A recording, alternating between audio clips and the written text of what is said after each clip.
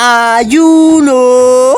Ako nga pala si Smart Smash, mahilig mang smash ng kalaban. Ano matututunan niyo? Dito nga ay meron tayong kalahok. Kapakita niya nga pala kung paano mag-funny ang funny gun. Syempre kapag funny gun ka nga, first pick na agad yan. Ibang klase nga tong kalahok natin, walang kinakatakutan. Kumbaga ang kalaban ang matatakot dito.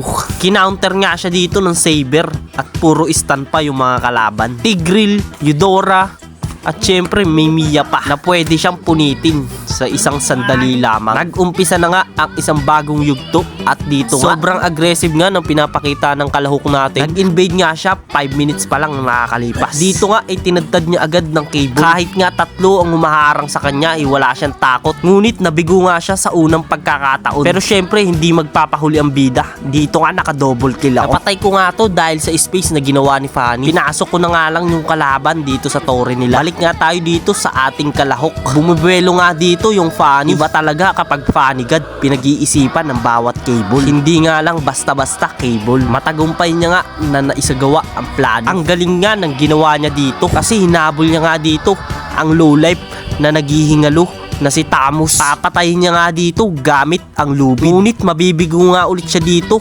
Nabigyan yung Tamus. Fast forward na nga tayo. Dito nga ay binalagbag niya nga dito yung mga kalaban. Pinagpapasok na nga ito sa mga tore. Wala nga silang magawa dahil sa bagsik ni Fanny. At natapos na nga ang laban sa digmaan na malalakas lang ng nakakalaban. At kung nakaabot ka nga dito sa video na to, i-comment mo lang ang ID mo.